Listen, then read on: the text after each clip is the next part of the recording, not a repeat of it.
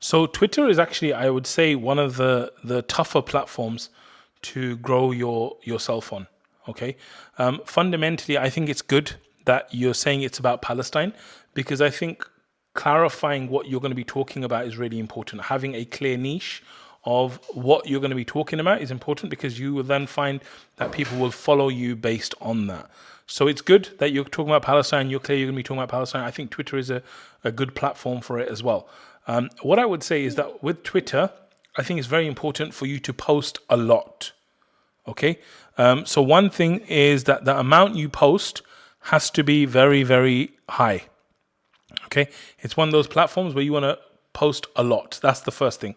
And generally, like other channels, for example, YouTube, you could post once a week with a good video and you'll see growth, inshallah. Okay. But Twitter is one of those ones where you might want to post 4, 5, 6, 7 times a day. Okay. Maybe even more.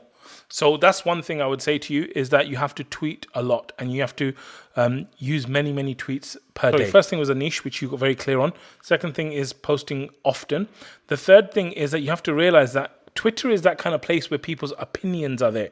So you have to have opinions which are polarizing. You need the things you say to be a little bit controversial. And what do we mean by controversial or polarizing? You're going to say things that they're going to be people who read that and are definitely going to disagree. Okay? And it's going to push them into one camp or the other. So for example, let's say I said to people, okay, what's better? Apple or Android? Apple or Android, right? And the people that are all for Apple, like whenever I say something bad about Android, the people for Apple will be like, yeah, that makes sense. Yeah, you're right. Apple, right? When I say something bad about Apple, all the Android people will be like, yeah, you're right. Apple's rubbish, all this kind of stuff, right? So you want to make sure that what you're saying is polarizing and is controversial. Now, I'm not telling you to say something illegal, something haram, something that is hate-filled or anything like that. I'm not saying any of that. But I'm saying there's a way for you to be very polarizing in your opinion without being all of those things.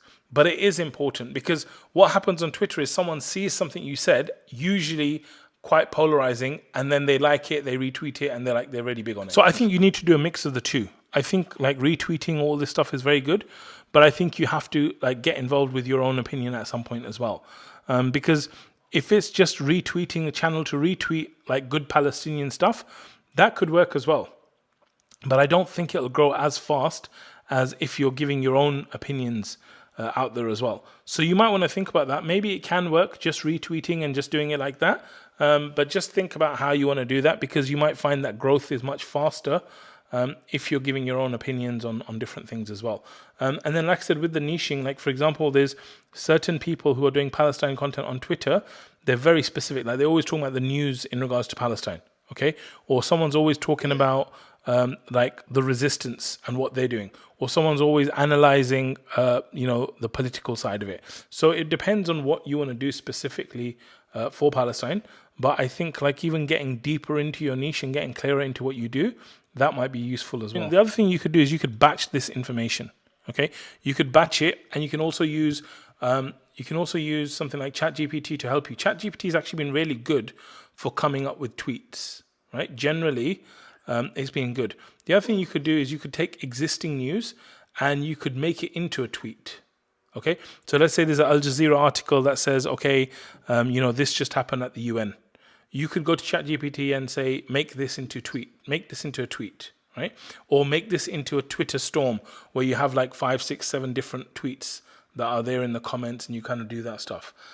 So I think doing those things, a lot of the times when you're doing topical stuff, newsworthy stuff, the quicker you are, the more exposure you'll get to it. So for example, let's imagine that the Queen died today, and I make a video today about the Queen dying, or I do a Twitter thread about the Queen dying today. That will have a much bigger impact than if I do it 4 days later. So sometimes with this stuff, you got to be very on it.